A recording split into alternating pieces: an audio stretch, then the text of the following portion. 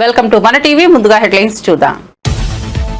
Davos లో మూడో రోజు మరింత బిజీగా Chandrababu. Unilever, DP World Group, Petronas, Google Cloud అధిపతులతో భేటీ కానున్న చంద్రబాబు. గ్రీన్ కో సంస్థతో ఎంఓయూ కుదుర్చుకోనున్న ముఖ్యమంత్రి. కీలక రౌండ్ టేబుల్ చర్చలో పాల్గొననున్న చంద్రబాబు.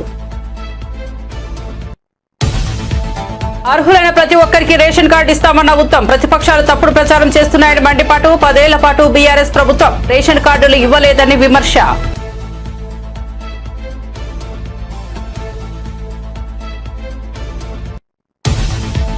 డిప్యూటీ సీఎం పదవిపై నారా లోకేష్ తొలి స్పందన. లోకేష్ ను డిప్యూటీ సీఎం చేయాలంటూ టీడీపీలో డిమాండ్లు. మంత్రిగా తనకు చేతి నిండా పని ఉందన్న లోకేష్. చంద్రబాబు పెట్టిన టార్గెట్లపై ఫోకస్ చేశానని వెల్లడి.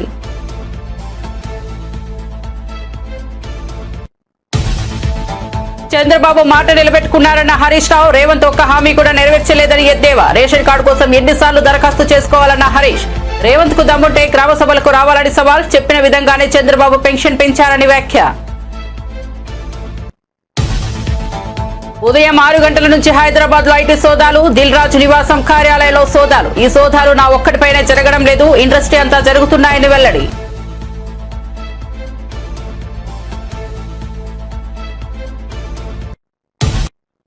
ఇక వార్త వివరాల్లోకి వెళ్తే, దావోస్ లో జరుగుతున్న వరల్డ్ ఎకనామిక్ ఫోరం సదస్సులో ఏపీ ముఖ్యమంత్రి చంద్రబాబు, మంత్రి నారా లోకేష్ పారిశ్రామికవేత్తలతో వరుస సమావేశాలు నిర్వహిస్తున్నారు. వీలైనంత వరకు రాష్ట్రానికి పెట్టుబడులు తీసుకురావడానికి కృషి చేస్తున్నారు. మూడో రోజైన చంద్రబాబు పలు హై ప్రొఫైల్ ముఖాముఖి సమావేశాలు నిర్వహించనున్నారు. Unilever, DP World Group, Petroleum National, Berhad, Google Cloud, PepsiCo, AstraZeneca సంస్థల అధిపతులతో సమావేశం కానున్నారు. మైక్రోసాఫ్ట్ సహా వ్యవస్థాపకుడు బిల్ గేట్స్ తో చంద్రబాబు భేటీ అవుతారు. ఏపీ సామాజిక ఆర్థిక అభివృద్ధిని ముందుకు తీసుకెళ్లే దిశగా భాగస్వామ్యాన్ని పెంపొందించడం లక్ష్యంగా బిల్ గేట్స్ తో చంద్రబాబు చర్చలు జరుపుతారు. సుస్థిర ఇంధన కార్యక్రమాలకు సంబంధించి గ్రీన్ కో సంస్థతో ఎంఓయూ కుదుర్చుకోనున్నారు. సస్టైనబుల్ ఎనర్జీ రంగంలో ఇదొక కీలక అడుగుగా చెప్పుకోవచ్చు. దీంతో పాటు కీలక రౌండ్ టేబుల్ చర్చల్లో చంద్రబాబు పాల్గొంటారు. సహజ వ్యవసాయం, గ్రీన్ హైడ్రోజన్, రెన్యూవల్ ఎనర్జీ, ఏపీలో పెట్టుబడులను ప్రోత్సహించడం తదితర అంశాలపై చంద్రబాబు చర్చలు జరుపుతారు. On the panel, the Chief Minister downstream, but we can utilize long, and we are sure that what the revolution has come in the renewable energy in the form of the solar power, which is now even solar plus storage for in green energy, green hydrogen. I am very happy to inform India is taking lead. People are talking now. Green hydrogen, they started, they are working. Even one more company, Greenco, they are back and they are having green energy.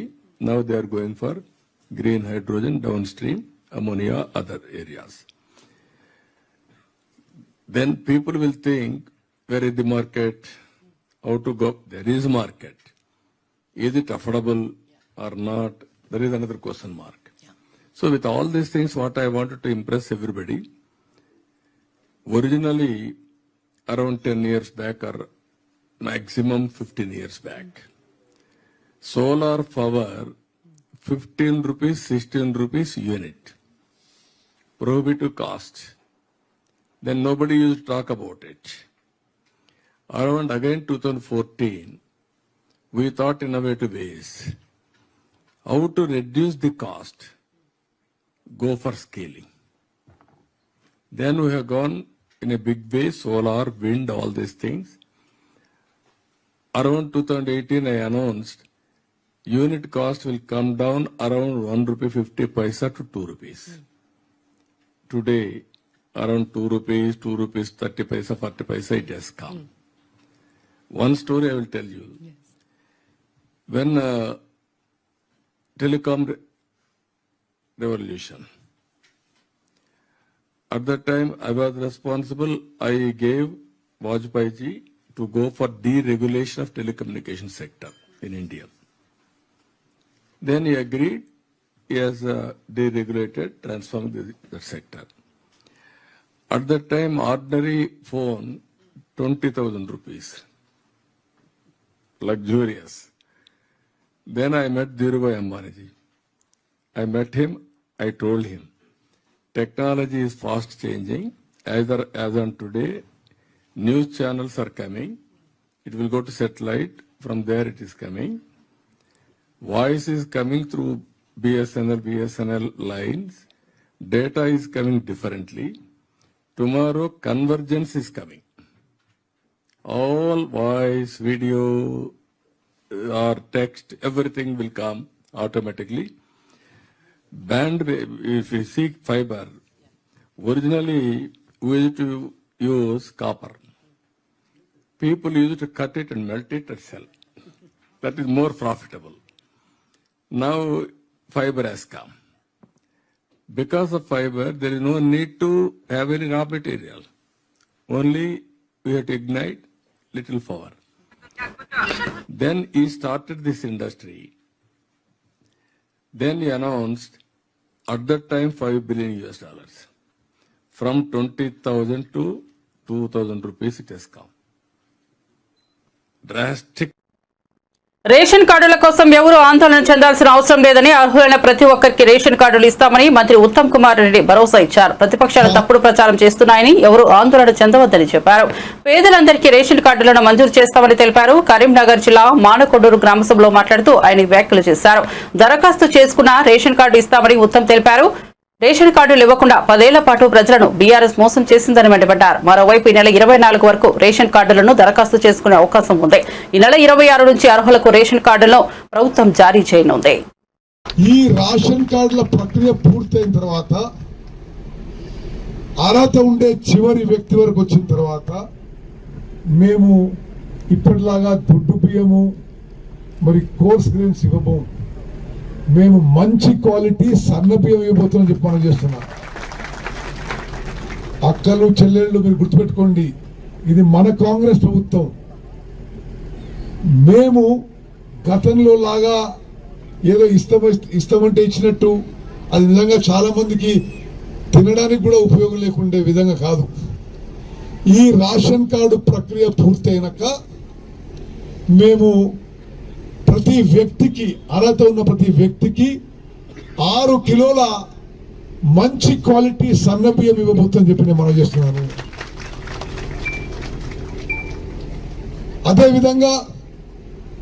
అదేవిధంగా ఇళ్ల విషయంలో కూడా గత 10 ఏళ్ల పాటు మీరు మోసపోయినమ్మా. రేణికుంటలో ఎంతమంది double బెడ్రూమ్లు కట్టించిండు? కట్టించిండు ఎవరికైనా? మేము మళ్ళీ ఆ పద్ధతి కూడా మార్చేసి అర్హత ఉండే వాళ్ళందరికీ కూడా ఇళ్లు కట్టించే ప్రక్రియ చేపట్టినాము.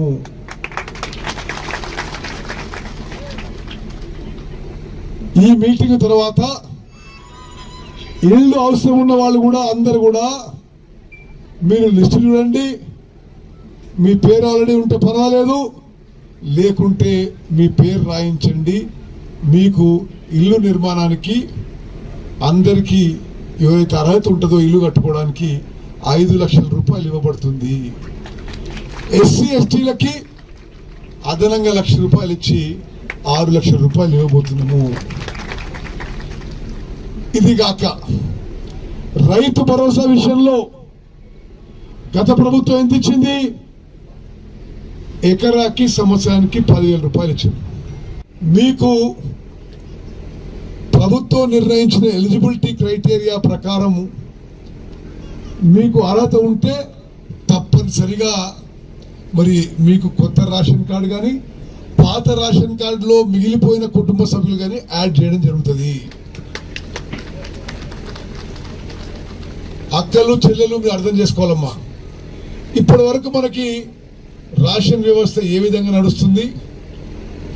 నేటి మన కాంగ్రెస్ ప్రభుత్వం గౌరవ ముఖ్యమంత్రి రేవంత్ రెడ్డి గారు, గౌరవ ఉప ముఖ్యమంత్రి భట్టి విక్రమార్క గారు, మీ అందరం మంత్రులు కలిసి ఈ పబ్లిక్ డిస్ట్రిబ్యూషన్ సిస్టంలో ఈ రేషన్ కార్డు విషయంలో జనానికి మేలు చేయాలని, ఆహార భద్రత కల్పించాలని పెద్ద మార్పు తీసుకొచ్చినాము. గతంలో అధికారంలో ఉన్న వాళ్ళు 10 ఏళ్ల పాటు కొత్త రేషన్ కార్డు ఇవ్వలేదు. మీకు లెక్కలతో సహా విలేకరు మిత్రులకు కూడా మీకు చెప్తున్నాను. 2014 జూన్ 2వ తారీఖు బీఆర్ఎస్ ప్రభుత్వం అధికారంలో వచ్చిన రోజు సుమారు 90 లక్షల రేషన్ కార్డులు ఉన్నాయి. ఈరోజు రాష్ట్రంలో అదనంగా రేషన్ కార్డులు ఎన్ని ఉన్నాయంటే మొత్తం రాష్ట్రంలో సుమారు 40,000 కార్డులు అదనంగా 40,000 మందికి లబ్ధి పొందే విధంగా ఉన్నాయి. 10 ఏళ్ల దావోస్ పర్యటనలో ఉన్న నారా లోకేష్ బిజీగా ఉన్నారు. ఈ తరుణంలో లోకేష్ ను జాతీయ మీడియా ఛానల్ పలకరించింది. లోకేష్ డిప్యూటీ సీఎం అనే వార్తలు లోకల్ మీడియాలో వస్తున్నాయని, మీ రాజకీయ లక్ష్యం ఏమిటని ఆ ఛానల్ ప్రతినిధి ప్రశ్నించారు. దీనికి సమాధానంగా తాను రాజకీయంగా మంచి పొజిషన్ లో ఉన్నానని లోకేష్ చెప్పారు. ఎన్నికల్లో తమకు ప్రజలు మంచి మెజార్టీతో గెలిపించారని, 94% సీట్లలో కూటమి అభ్యర్థులు గెలిచారని లోకేష్ అన్నారు. ప్రస్తుతం తనకు చేతి నిండా పని ఉందని, తనకు అప్పగించిన శాఖలపై పూర్తి స్థాయిలో పని చేస్తున్నానని చెప్పారు. సీఎం చంద్రబాబు పెట్టిన టార్గెట్లపై ఫోకస్ చేశారని తెలిపారు. గత 5 ఏళ్లలో విద్యా వ్యవస్థ దారుణంగా తయారైందని, విద్యా వ్యవస్థలో సమూల మార్పులు తెచ్చే విధంగా ప్రయత్నాలు జరుగుతున్నాయని చెప్పారు. ఏపీని $1 ట్రిలియన్ ఆర్థిక వ్యవస్థగా తయారు చేయాలనే చంద్రబాబు విజన్ కోసం తామందరం పనిచేస్తున్నామని తెలిపారు. Press I've been reading in the last few days calls for you to become deputy CM. Is that on the cards at all? No, I think we're all politically quite well settled. I think people have given a resounding mandate. We won 94% of the seats that we've contested. My hands are quite full in terms of the transformation that I need to do in the education sector. Last 5 years have been pretty bad for the education sector in Andhra Pradesh. So fundamentally transforming it, orienting it to an outcome-based education system, creating Andhra model of education, I think is very, very important. I don't believe in the cookie cutter model of saying, let's look at the Finnish model or the Japanese model and import it. While there'll be parts that we can, but in totality it won't work. And every state in India has its own unique requirement. So, my hands are quite full, and we are going to launch the Andhra model of education, the blueprint soon, where KG to PG I'm going to attack. And one of the major focus for me is actually gender diversity. In India, we continue to see challenges where atrocities against women is still on the rise. So I believe that it has to start with education at kindergarten. So as simple as household work. If you look at all the textbooks, it's 100% women, and I question why. So in our textbooks, ration కార్డుల కోసం ఏడాది క్రితం దరఖాస్తు ఇస్తే ఇంతవరకు దిక్కులేదని BRS MLA Harish Rao విమర్శించారు. దరఖాస్తుల పేరుతో కాంగ్రెస్ ప్రభుత్వం కాలయాపన చేస్తోందని మండిపడ్డారు. రేషన్ కార్డు కోసం ఎన్నిసార్లు దరఖాస్తు చేసుకోవాలని ప్రశ్నించారు. ఏపీలో గెలిచిన వెంటనే పెన్షన్ పెంచుతారని చెప్పిన చంద్రబాబు చెప్పిన విధంగానే పెన్షన్ ను పెంచారని కితాబిచ్చారు. రేవంత్ మాత్రం ఒక్క హామీని కూడా నెరవేర్చలేదని దుయ్యబట్టారు. అందరికీ పరమాన్నం పెడతామని ఎన్నికల సమయంలో చెప్పారని ఇప్పుడు వంగనామాలు పెడుతున్నారని దుయ్యబట్టారు. అబద్దాల పునాదులపై అధికారంలోకి వచ్చిన కాంగ్రెస్ అదే పరంపర కొనసాగిస్తోందని చెప్పారు. సిద్దిపేట పట్టణంలోని చెర్లపల్లిలో నిర్వహించిన ప్రజాపాలన సభలో మాట్లాడుతూ ఆయన ఈ వ్యాఖ్యలు చేశారు. గ్రామము ఇది మున్సిపాలిటీ భాగంగా ఉంటుంది. ముఖ్యమంత్రి రేవంత్ రెడ్డి ఏమో రుణమాఫీ అయ్యేపోయింది, అరిసుల రాజు 1,30,40,000 రాగానే మళ్ళా మాఫీ చేస్తా అని చెప్పి ఆ రోజు ఊరిచ్చినావు. మాఫీ అయిపోయింది మొత్తం. ఈ గ్రామ సభలో పాపం మా రైతులు అడుగుతా ఉన్నారు. మా బాలయ్య అడిగిండి, ఇప్పుడు నన్ను మా సుధాకర్ అడుగుతున్నాడు, ఎప్పుడు పట్టేశారు పైసలని అడుగుతున్నాడు. అంటే ఈ ప్రభుత్వానికి చిత్తశుద్ధి లేదు, రైతులంటే ప్రేమ లేదు. అబద్ధాల పునాదుల మీద అధికారంలోకి వచ్చి పాలనలో కూడా అబద్ధాల పరంపరను కొనసాగిస్తున్న ప్రభుత్వం ఈ కాంగ్రెస్ ప్రభుత్వం. మోసాలు తప్ప నిజాయితీ లేదు, నీతి లేదు ఈ ప్రభుత్వానికి. సో ఇప్పటికైనా రుణమాఫీ మీద వైట్ పేపర్ రిలీజ్ చేయండి. ఎంతమందికి చేసిండ్రు, ఇంకెంతమందికి చేయాలి, ఎప్పట్లోగా చేస్తారో చెప్పండి. రోజుకొక రైతు పిట్టల్లాగా రాలిపోతా ఉన్నారు. నిన్న 3 తర్వాత మళ్ళా దరఖాస్తు అంటున్నారు, మా పేరు రాలేదంటున్నారు. ఎందుకు ఈ దరఖాస్తుల మీద ప్రజల్ని ఎందుకు ఉసురు పోసుకుంటున్నారు? ఎందుకు ప్రజల సమయాన్ని వృధా చేస్తున్నారు? ప్రజల డబ్బును వృధా చేస్తున్నారు? అర్హులైన వారందరికీ కూడా రేషన్ కార్డులు ఇవ్వాలని డిమాండ్ చేస్తున్నాం. 10 ఏళ్ల కింద కేసీఆర్ గారు రేషన్ కార్డులకు ఇన్కమ్ లిమిట్ పెంచారు. ఆ రోజు 60,000 ఉంటే 1,50,000 చేసిండు. 75,000 ఉంటే 2,50,000 చేసిండు టౌన్లలో. నువ్వు 10 ఏళ్ల కింద ఇన్కమ్ లిమిటే ఉంచుతావా? ఇప్పుడు 2014-15లో కేసీఆర్ గారు పెంచితే ఇవాళ 2024లో ఉన్నాం. ద్రవ్యోల్బణం పెరిగింది. ఇన్కమ్ లిమిట్ పెంచి పేదలకు, అర్హులకు అందరికీ రేషన్ కార్డులు ఇవ్వాలని బీఆర్ఎస్ పార్టీ తరఫున మేము డిమాండ్ చేస్తా ఉన్నాం. ఇండ్ల విషయంలో ఏడాదికి 5 లక్షల ఇళ్లు కట్టమన్నారు. ఇప్పుడు ఏడాది దాటిపోయింది. 13-14 నెలలు అయింది. ఒక్క ఇల్లన్నా కట్టినావా? ఒక్క ఇల్లు కట్టినావా పేదలకు? నువ్వు కూల్చిన ఇండ్లే తప్ప కట్టిన ఇండ్లు లేవు. పేదల ఇండ్లు కూలగొట్టినావు. హైదరాబాద్ లో ఊర్లు. ఆంధ్రప్రదేశ్ రాష్ట్ర సాధారణ పరిపాలన శాఖ జీఏడీ సేవల ముఖ్య కార్యదర్శిగా ముఖేష్ కుమార్ మీనా బుధవారం రాష్ట్ర సచివాలయంలో బాధ్యతలు స్వీకరించారు. ఈ సందర్భంగా ఆయన పరిపాలనలో పారదర్శకత మరియు సమర్థత కోసం కృషి చేయాలని తెలిపారు. కొత్త బాధ్యతల ద్వారా రాష్ట్రానికి మెరుగైన సేవలు అందించడానికి ప్రణాళికలు రూపొందిస్తారని ఆయన తెలిపారు.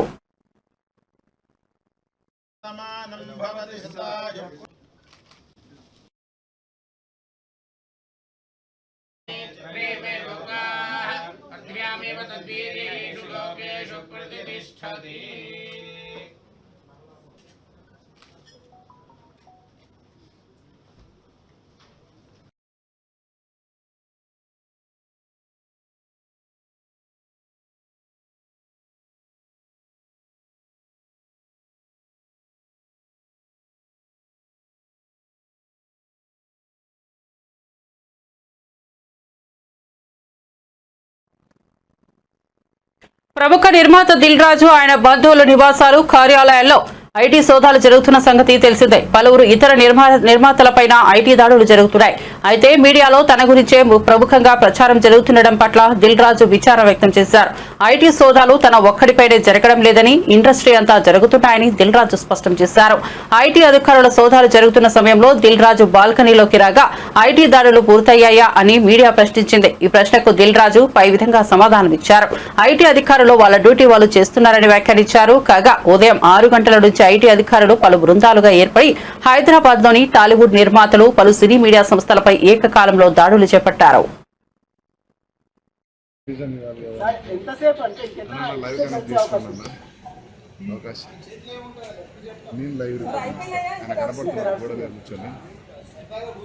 ఏం లేదు కొనసాగుతున్న రైట్స్ అని పెట్టారు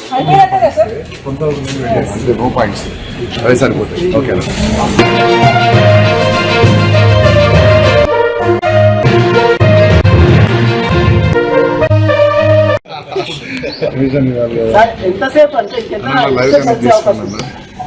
అవకాశం నేను లైవ్ కనబడుతున్నా కూడా కూర్చొని ఏం లేదు కొనసాగుతున్న రైట్స్ అని పెట్టారు కొనసాగుతున్న నో పాయింట్స్ అదే సరిపోతాయి. ఓకే నేను లైవ్ కనబడుతున్నా కూడా కూర్చొని హిందూపురం నియోజకవర్గంలో ఎమ్మెల్యే నందమూరి బాలకృష్ణ పర్యటించారు. ఇందులో భాగంగా 3వ రోజు హిందూపురం రూరల్ గొల్లపురం గ్రామంలో 3.48 కోట్లతో నిర్మించనున్న విద్యుత్ సబ్స్టేషన్ కు ఎమ్మెల్యే నందమూరి బాలకృష్ణ భూమి పూజ చేసి పనులు ప్రారంభించారు. అనంతరం ఆయన మీడియాతో మాట్లాడారు. హిందూపురం నియోజకవర్గంలో విద్యుత్ సమస్య లేకుండా ఉండడానికి తగినన్ని సబ్స్టేషన్లు ఏర్పాటు చేస్తున్నట్లు తెలిపారు. నివాస ప్రాంతాల ప్రజలతో పాటు రైతులు, పరిశ్రమలకు తగినంత విద్యుత్ సరఫరా చేయడానికి కృషి చేస్తున్నట్లు చెప్పారు. హిందూపురం నియోజకవర్గం అభివృద్ధి కోసం ఎప్పటికప్పుడు సీఎం చంద్రబాబు దృష్టికి తీసుకెళ్తున్నట్లు తెలిపారు. దుగుపల్లి తాండాకి ఇక్కడ 1.4 కిలోమీటర్లు బీటీ రోడ్డు, తార్ రోడ్ ఈరోజు దానికి చేయడం జరిగింది. 75 లక్షల వ్యయంతో ఈ యొక్క రోడ్ని నిర్మించడం జరుగుతుంది. తెలుగుదేశం ప్రభుత్వం ఎప్పుడు ప్రతి మారుమూల గ్రామాన్ని కూడా కలపాలి అంటే సర్ఫేస్ ట్రాన్స్పోర్టేషన్ అంటారు. సర్ఫేస్ ట్రాన్స్పోర్టేషన్ బాగుంటేనే ఎవరు చేసిన వాళ్ళ ఉత్పత్తులు అయితేనేమి, ఎవరు పండించిన పంటలు అయితేనేమి అవన్నీ కూడా వాళ్ళు తీసుకెళ్లి వాటిని అమ్ముకోవడానికి వీలుగా ఉంటుంది. అటువంటిది ఇక్కడ ముఖ్యంగా చూసా పోయిన ప్రభుత్వం అప్పుడు ఎలా రోడ్లన్నీ గుత్తలమయం అయిపోయా, ఎలా ఒట్టి నేను అన్నట్టు కాకుండా ప్రయాణికుల ఆరోగ్యంతో కూడా వాళ్ళు ఎంతో చెలగాటం ఆడుకున్నారు. సరే ఇవాళ తెలుగుదేశం ప్రభుత్వం ఈ 6 నెలల్లోనే 30 కోట్ల రూపాయలు NREGS దాని కింద మరి మొత్తం ఒక అంటే ఈ సిసి రోడ్లు అయితేనేమి, బీటీ రోడ్లు అయితేనేమి అన్నీ వేయడం జరుగుతుంది. సుమారుగా 80% పనులన్నీ పూర్తయిపోయినాయి. ఈ ఫిబ్రవరిలో మరొక 30 కోట్ల రూపాయలతో మళ్ళీ అంటే 3 మండలాల్లో కలిపి మళ్ళీ కూడా ఏదైతే టార్ రోడ్లు లేని, వసతి లేని వాళ్ళ 20 గ్రామాలకి వాటికి కూడా ఈ యొక్క సీసీ రోడ్లు, బీటీ రోడ్లు వేయడం జరుగుతుంది. అలాగే 10 కోట్ల రూపాయల ఈ యొక్క పంచాయతీ నిధులతో అన్ని గ్రామాల యొక్క అభివృద్ధిని కూడా ఇటువంటి నిర్లక్ష్యానికైనా ఈ యొక్క ఏదైతే రోడ్లు అయితే ఉన్నాయో, ఏవైతే ఎగ్జిస్టింగ్ రోడ్స్ అన్నింటిని కూడా కాపాడుకోలేని ఏదైతే మనకి విడిచిపెట్టేలారో పోయిన ప్రభుత్వం, వాటిలన్నిటికీ మరి ఒక ప్రణాళిక ప్రకారం ఆర్థిక వనరులను సృష్టించుకుని ఇవాళ సృష్టించేదే వీళ్ళకే ఒక దారి లేకుండా చేసి అసలు ఒక్క గొయ్యి కూడా పూడ్చని ఒక పాపానికి పోలేదు. అలా ఇటువంటి పరిస్థితుల్లో ఇవాళ మొత్తం రాష్ట్రం అంతా కూడా ఎక్కడికక్కడ అన్ని రోడ్ల మరమ్మతులు అయితేనేమి, లేకపోతే ఈ యొక్క రోడ్లు ఈ లేని ఏవైతే గ్రామాలు ఉన్నాయో వాటికి సరైన రోడ్లు లేని గ్రామాలన్నిటి కూడా గ్రామాలని నిర్మించడం జరుగుతుంది. సో దానికి భాగంగానే ఈరోజు ఈ యొక్క రోడ్డు ఒక భూమి పూజ చేయడం జరిగింది. సో దీనికి సంబంధించి అందరికీ కాంట్రాక్టర్ గారు చెప్తున్నాను, అందరికి వేశారు, ఇక్కడ చేస్తున్నారు. సో సేమ్ గల్లిపల్లి ఎంతో మంచి బాగా చేశారు. అలాగే బాగా త్వరగతిని కూడా పూర్తి చేయండి. క్వాలిటీ అండ్ స్పీడ్ రెండు ఉండాలి. సో అలాగే ఇక్కడ మన ప్రభుత్వ సిబ్బంది అయితేనేమి, మన జమాల్ బాషా గారు అయితేనేమి, లేకపోతే రమణమూర్తి గారు, వాళ్ళతో కూడా ఎంతో యథారాజా తథా ప్రజ అంతే. ఎలా పని ఉంటే ఎవరైనా చిత్తశుద్ధితో చేస్తారు. సో ఇన్నేళ్ళు ఇప్పుడు మళ్ళీ మంచి అభివృద్ధికి చేయడానికి అవకాశం దొరికింది. మీరు కూడా ఇందులో భాగస్వామి అవడానికి పాల్పంచుకోవడానికి సదవకాశం మళ్ళీ దొరికింది మీకు. ఏదైతే ఇంతకుముందు నేను మన అధికారంలో ఉన్నప్పుడు చేశాను, అధికారం లేనప్పుడు కూడా ఏవైతే అభివృద్ధి కార్యక్రమాలు చేసే వాటిలన్నింటి కూడా ఈ వాళ్ళ ఎంతో చిత్తశుద్ధితో ఇక్కడ అధికారులందరూ కూడా పనిచేయడం జరిగింది. వాళ్ళకి సభాముఖంగా కోనసీమ జిల్లా ముమ్మిడివరంలో ప్రసిద్ధ భగవాన్ శ్రీ బాల యోగేశ్వరుల ఆశ్రమాన్ని విదేశాలకు చెందిన 34 మంది భక్తుల బృందం బుధవారం సందర్శించింది.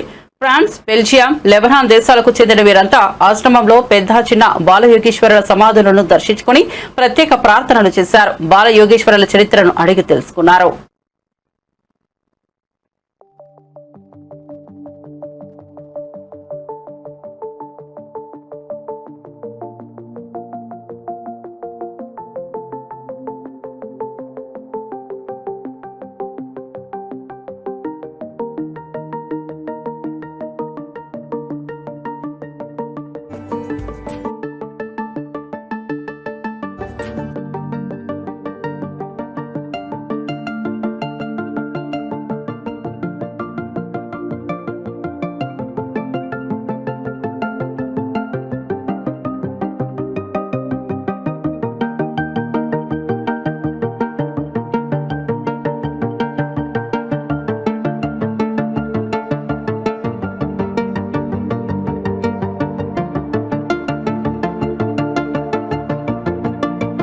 సూర్యాపేట జిల్లాలో దట్టమైన పొగమంచు కమ్ముకుంది. 18 డిగ్రీల వరకు ఉష్ణోగ్రతలు పడిపోవడంతో మంచు దుప్పటి కప్పుకున్న పరిసరాలను చూసి ప్రకృతి ప్రేమికులు మురిసిపోయారు.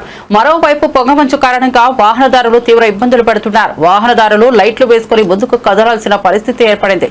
ఈ ఏడాదిలో అత్యంత పొగమంచు కురుస్తుందని స్థానికులు అభిప్రాయం వ్యక్తం చేస్తున్నారు. మరోవైపు వాహనదారులు జాగ్రత్తగా వెళ్లాలని పోలీసులు సూచిస్తున్నారు.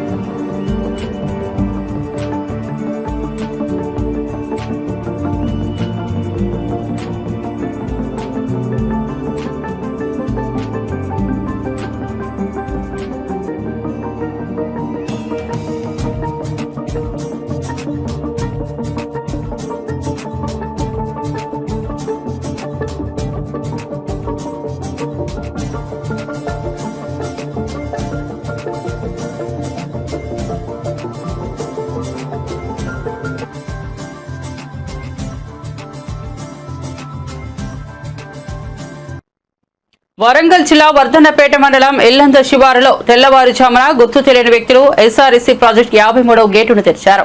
దీంతో నీరంతా దిగువకు ప్రవహిస్తోంది. ఇల్లంద కుమ్మరిగూడెం గ్రామ శివారులో సుమారు 100 ఎకరాల పంట పొలాలు నీట మునిగాయి. పొలాల్లోకి నీరు చేరడంతో పంటలు దెబ్బతింటాయని రైతులు ఆందోళన వ్యక్తం చేస్తున్నారు.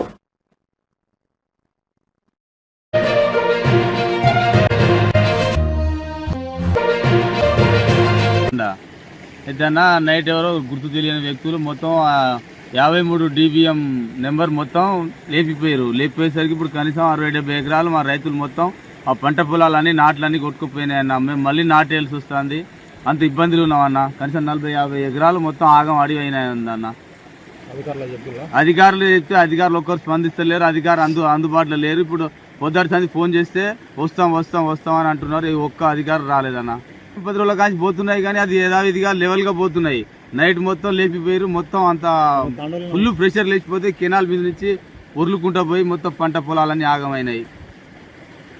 ఒక 3 ఎకరాల పొలం మొత్తం ఇప్పుడు ఆడికి వారంలో కింద పెట్టినా మొత్తం ఇప్పుడు 6 రాత్రి రోజు పోతున్నాయి. ఒక లెవెన్ పోతున్నాయి.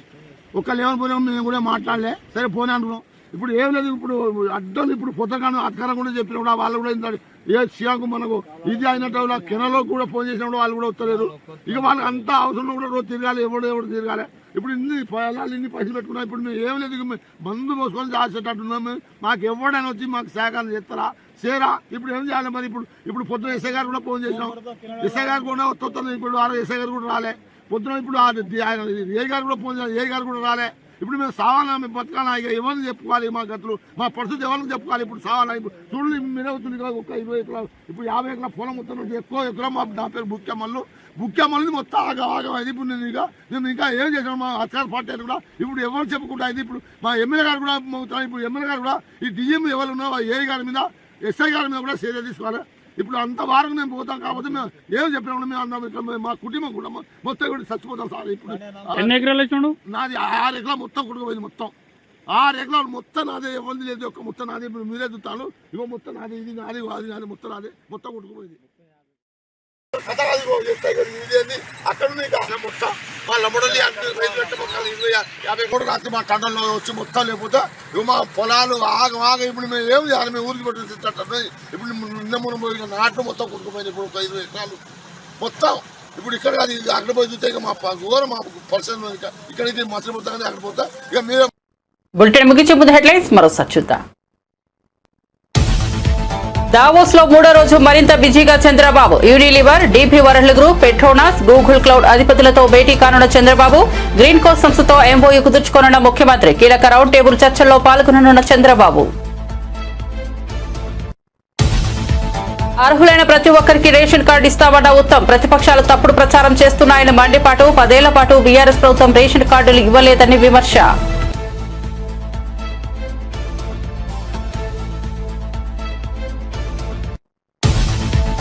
డిప్యూటీ సీఎం పదవిపై నారా లోకేష్ తొలి స్పందన. లోకేష్ డిప్యూటీ సీఎం చేయాలంటూ టీడీపీలో డిమాండ్లు. మంత్రిగా తనకు చేతి నిండా పని ఉందన్న లోకేష్. చంద్రబాబు పెట్టిన టార్గెట్లపై ఫోకస్ చేశానని వెల్లడి.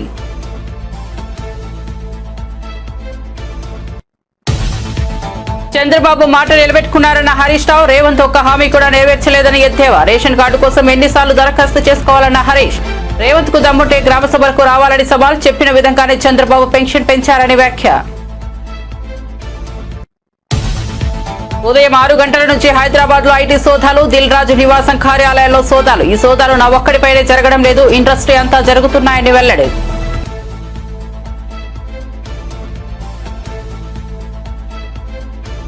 మరిన్ని అప్డేట్స్ కోసం చూస్తూనే ఉండండి మన టీవీ.